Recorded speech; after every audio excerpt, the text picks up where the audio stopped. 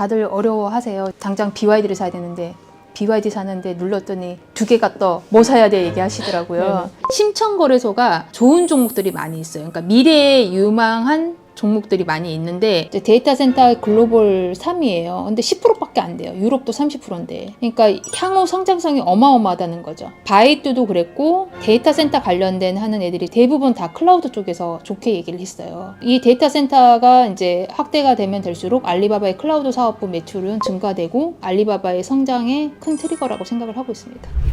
근데 이제 중국 주식을 왜 지금 봐야 되냐? 중국 주식 투자의 수급이 많이 개선이 됐고 대규모의 자금이 들어오는 게 포착이 됐고 이것이 정부 주도하에 이루어져 있기 때문에 봐야 된다고 생각을 하고 있고요. 처음에 공적자금 투입이라고 나와 있습니다. 5개 부처에서 어느 정도 비중까지 투자를 하겠다 얘기를 했고, 오른쪽에 미래에셋 증권에서 나온 게 이제 최근 중국 기술주로의 이제 자금이 들어오는 게 이제 포착이 되고 있어요. 중국 주식 시장의 수급적인 요인에서 플러스 될 요인이 있고요. 이제 저희가 이제 주식을 볼 때 중국이 이제 좀 복잡한데 남양 자금이랑 북향 자금이란 용어들이 많이 나와요. 저희가 보면 중국 상해 증시가 있고 심천 증시가 있고 홍콩 증시가 있는데 중국 본토라는 거는 이제 중국 대륙인 거죠. 거기서 홍콩으로 유입되는 자금들이 있고요.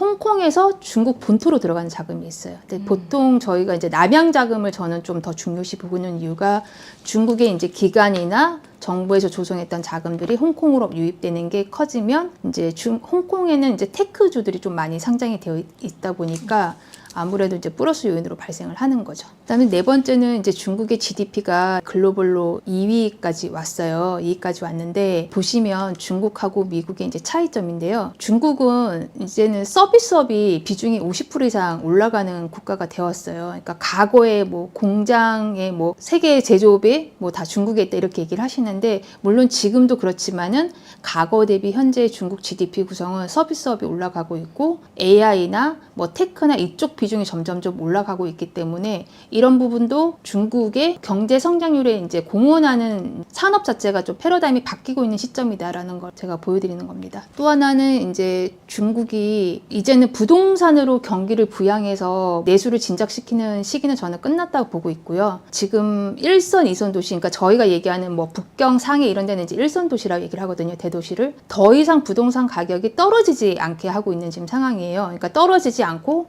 뭐 지금 거래량이 조금은 증가를 한다고 하지만은 부동산을 통한 경기 부양 정책보다는 지금 이제 중국의 저축률을 보여드린 이유가 예금 저축률이 굉장히 높아요. 44%면. 이거와 중국 증시를 부양을 시켜서 내수를 이제 살리려고 하는 게 저는 중국 정부의 의도라고 보여지고 있고요. 투자자들한테 가장 중요한 표일 것 같은데요. 지금 제가 홍콩 거는 지금 빠졌는데 거래량이 25년도에 1월, 2월 달 말까지 제가 거래량을 뽑았더니 24년 연간 1년 거래량을 초과를 했더라고요. 그러니까 그 얘기는 이제 뭔가 주식시장에 활기가 이루어지고 있고 자금이 들어온다는 거 를 의미하는 거거든요. 지금 3월까지도 그렇고 보시면 이제 과거 이제 중국 시장이 좋았던 적이 제가 알기로는 한 10년 전인 것 같아요. 15년도 때. 그때 이후에 이번이 처음이거든요. 그래서 여기 거래 통계표도 보시면 14년 말부터 해서 올라갔고 그다음에 지금 3월 달에 작년 말부터죠. 최근 3개월 동안 지금 거래량이 증가되고 있습니다.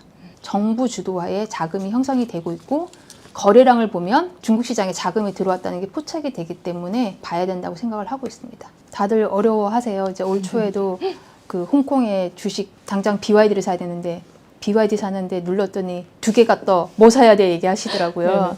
그래서 이제 설명을 좀 드리겠습니다. 이렇게 보시면 중국 시장에 이제 상해 거래소가 있고요. 그다음에 이제 선전이 이제 심천 거래소가 있습니다. 그다음에 북경 거래소가 있고요. 저희가 볼 거는 북경 거래소는 이제 안 보셔도 되고요. 상해 거래소랑 심천 거래소. 이제 뭐 A주, B주 뭐 가창판, 창업반 나눠 있는데요. 이제 상해 거래소가 이제 후강통이라는 게 있어요. 거래를 할 수 있게끔 오픈을 해줬어요. 그러다 보니까 그냥 이런 시장이 있다는 것만 이해하시면 될 것 같고요. 이제 그 밑에 보시면 홍콩 시장. 홍콩도 뭐 H주, R주, 뭐 항생주 뭐 나눠져 있거든요. 근데 그냥 이런 거는 그냥 이런 게 있다라는 것만 아시면 될 것 같습니다. 이제 뒤에 보시면 홍콩 거래소의 H주, 그다음에 홍콩 달러로 거래되는 거, 뭐 레드칩은 중국 국유기업이지만은 홍콩이나 뭐 해외에 위치한 기업, 뭐 이제 회사 모바일, 뭐 차이나텔레콤 이렇게 나와 있잖아요. 이제 이런 게 있다라는 걸 아시면 될 것 같고요. 근데 여기 이제 추가적으로 설명드리는 거는 이제 ADR이라고 중국 주식이 이제 나스닥에 상장되어 있는 기업들이 많이 있어요. 네. 그래서 요것도 저희가 거래할 수 있는 종목들입니다. 성강통, 후강통이라고 나와 있는데요. 이제 15년도 때 차이나 펀드의 붐을 일으켰던 트리거가 된 게 이 후강통이에요. 그러니까 그 전에는 이제 외국인은 홍콩만 이제 거래를 할 수 있었는데 이제 상해에 상장돼 있는 주식이나 이거 거래할 때 제한이 많이 있었는데 이제 이 시장을 열어준 거거든요. 그러니까 이제 후강통이라는 거는 이 후가 상해라는 뜻이고 상해하고 홍콩하고 서로 거래할 수 있게끔.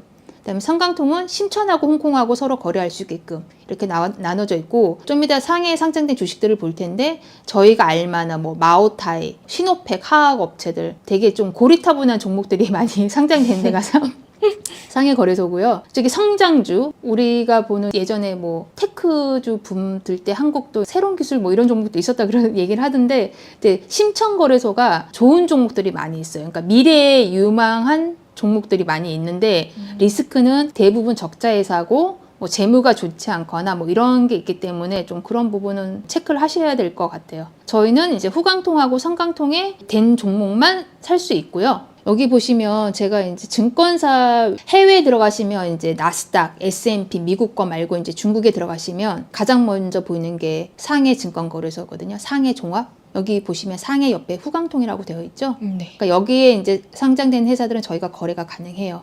그다음에 오른쪽에도 심천도 성강통이라 표시가 되어 있죠. 이제 여기는 저희가 거래가 가능해요. 그 외에 중국에 이제 CSI 300, 그다음에 CSI 100 이렇게 되어 있는데 이거 관련된 ETF도 국내에 있어요. 상장이 되어 있는데 시총이 좀 낮은 편이긴 하지만은 상해나 심천에 거래 이제 있는 상위 300개 종목, CSI 100은 100개 종목이 이제 상장이 되어 있습니다. 상해 구성 종목에 보시면 은행주, 페트로차이나, 우리나라로 치면 뭐 S-오일, 뭐 롯데케밀카 뭐 이런 개념인 거죠. 그다음에 모태주, 귀주 모태주, 차이나텔레콤 이런 좀 고리타분한 종목들이 많이 상장되어 있고요. 이제 심천에 보시면 아마 모르시는 분들은 잘 모르실 거예요. 닝더스 다이, 그다음에 이제 저희가 알고 있는 BYD, 뭐 메디그룹, 북방하창 이런 입신정밀 반도체 종목들이 이제 상장이 되어 있습니다. 만일 일반인이라고 하면 개별 종목 같은 경우에는 좀 본인이 공부를 했으면 살 수 있겠지만 그렇지 않으면 ETF 사는 걸 추천을 드려요. 뭐 하나증권이나 미래에셋이나 삼성증권에서 나온 이제 ETF 종목들이 있어요. 홍콩에도 ETF 종목이 되어 있고 그다음에 한국에서도 ETF 거래가 가능하고 아니면 미국에서 중국 종목들 ETF도 거래를 할 수 있거든요. 이제 그거를 거래하시면 좋고 그다음에 100주 단위고요. 홍콩 주식을 사실 때 보시면 홍콩 달러로 살 수 있는 게 있고요. 그다음에 위안화로 살 수 있는 게 있는데 홍콩 달러는 미국 달러와 연동이 됩니다. 그래서 저는 이제 미국 달러를 약세를 보고 있는 입장이다 보니까 저는 그냥 위안화로 거래를 하시면 편하지 않을까라는 생각을 합니다.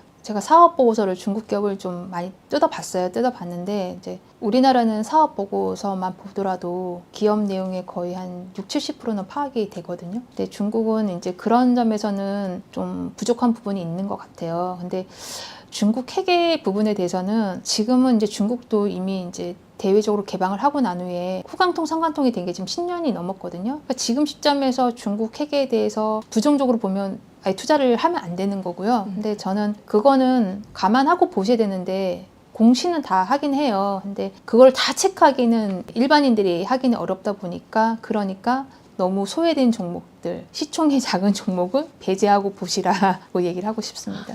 이게 이제 M7 종목의 리스트인데요. M7 기업 중에서는 저는 알리바바랑 이제 전기차 섹터를 가장 좋게 보고 있고, 그리고 두 번째는 이제 중국 방산주인데요. 이게 참 방송에서 얘기가 되게 조심스러운데 중국에서 어디를 갖고 싶어 하잖아요. 아, 그렇죠. 네, T라는 나라를 갖고 싶어 하는데 중국은 제가 조사를 해보니까 한 10% 정도만 수입을 하고, 그러니까 뭐 어떤 기술이나 뭐 이런 게 필요하겠죠. 이제 그런 거 위에는 자국에서 만일에 T하고의 분쟁이 생겼을 때 처음에는 중국 주식이 이제 폭락을 하겠죠. 폭락을 하겠지만은 결국에는 중국 방산주들이 중국에다가 무기를 공급할 나라는 이란 이외에는 없을 것 같거든요. 중국 방산주에 대해서는 공부를 해놓으면 언젠가 빛을 발하는 날이 올 거다라는 생각을 갖고 있고, 그다음에 세 번째는 이제 중국 항공주인데요. 에어버스랑 보잉이 이제 중국 항공 시장의 거의 90%를 장악을 하고 있어요. B737이나 에어버스에 대항하기 위해서 중국 내에서 이제 개발한 게 C919라는 지금은 10% 부족한 자국 항공기인데 이제 핵심 엔진이 이제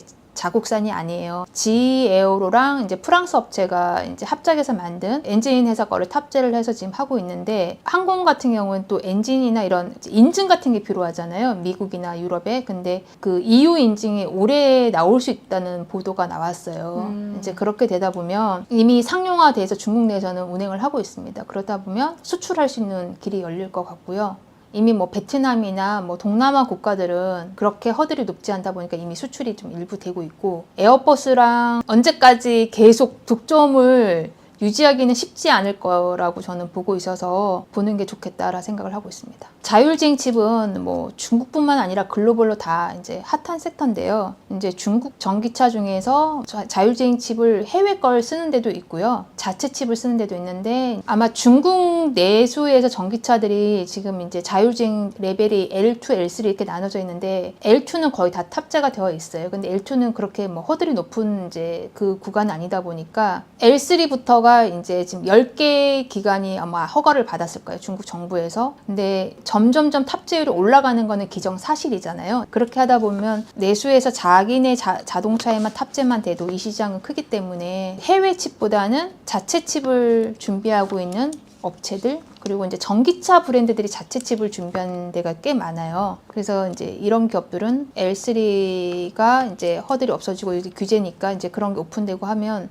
좀 수혜를 받지 않을까 생각을 합니다. 첫 번째는 AI가 도입이 되면 제약회사들의 이제 비용 절감하고, 플랫폼을 하는 회사들이 있어요. 근데 보통 AI 제약 플랫폼 회사들이 중국은 보면 알리바바 밑에 있거나 징동 밑에 있거나 뭐 이렇게 대부분 대기업을 백그라운드에 두고 있다 보니까 이미 걔네들은 플랫폼을 가지고 있는 데서 이게 합쳐지는 거기 때문에 시너지가 효과가 날 것 같아요. 그리고 마지막은 이제 재건주인데요. 이제 우리도 한때 우크라이나 이제 종전 테마주 뭐 이렇게 해서 이제 뭐 수혜를 볼 거라 생각을 하는데, 이제 현실적으로 보면 그 러시아랑 친한 중국이 더 많이 가지 않을까라는 생각을 갖고 있고, 그리고 이제 예전에는 우리가 이제 중국에서 굴삭기나 이런 애들 지표가 좋게 나오면 한국 굴삭기주들이 다 움직였어요. 맞아요. 근데 지금은 안 움직이거든요.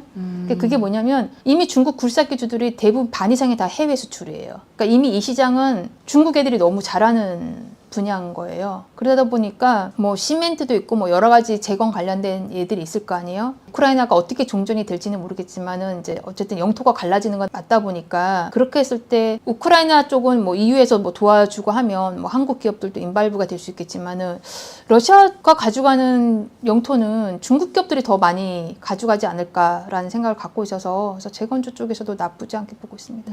첫 번째는 알리바바인데요. 이제 알리바바의 투자 포인트는 우리가 알고 있는 이커머스 사업은 다들 알고 계시잖아요. 근데 제가 좋게 보는 거는 이제 클라우드 사업의 성장성입니다. 알리바바 여기 밑에 보시면 9988HK라고 표시되어 있으면 이건 홍콩에 상장된 코드 번호고요. 그러니까 숫자를 적으시면 돼요. 바바 옆에 US로 되어 있는 거는 미국에 상장된 코드 번호고요. 또 옆에 BABX는 이걸 제가 적을까 말까 고민을 했는데 알리바바 2배짜리입니다. 그러니까 한국 분들 2배, 3배짜리 좋아하시잖아요. 네.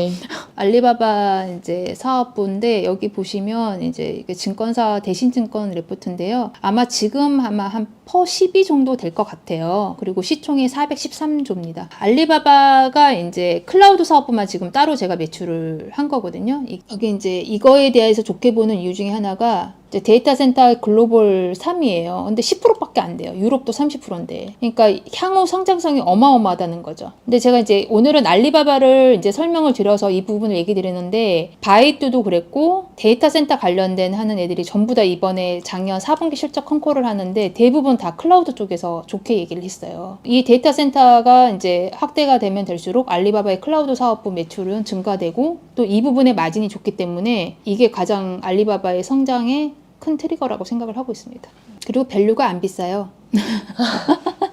올해 이제 지금 3월까지 지표가 나오고 4월 지표가 이제 나왔는데, 뭐 일부 지표는 안 좋게 뭐 당연한 거죠. 근데 3월까지 뭐 소매 지표가 전년 대비 0.5%가 올랐어요. 근데 그걸 보고 이제 기관분들은 잘 나왔다 얘기를 하시는데, 제가 개인적으로는 잘 나온 건 아니라고 보고 있거든요. 이구한신이고 뭐고 그렇게 돈을 때려 넣었는데 그 정도밖에 안 나온 거면 얼마나 안 좋으면 중국 정부에서 이렇게 할까라는 생각이 들거든요. 거꾸로 생각을 해보면, 제가 보는 거는 이제 당장 뭐 1년 이내에 항생 탱크가 엄청 많이 간다 이런 게 아니라요. 지금 제가 이제 투자자 입장에서, 제가 투자를 하는 입장에서는 우선 7월까지는 별 이슈는 없을 것 같아요. 중국 기업들도 미국이 다른 나라랑 어떻게 협상을 하고 난 후에 어떤 발표를 할 것 같고요. 첫 번째는. 두 번째는 노동절 이후에 중국 정부에서 아마 지준율 인하가 발표 나올 것 같거든요. 그리고 내수 소비를 살리기 위한 또 다른 정책들이 나올 것 같아요. 그래서 그렇게 본다면 지금은 투자를 해도 되지 않을까. 가다가 뭐 또 빠질 수도 있겠죠. 그런데 항생테크 종목을 계속 공부는 해야 되는 거는 맞아요. 이제 한국에서 반도체 장비주가 이제 저희가 한미 반도체가 10배짜리가 나왔잖아요.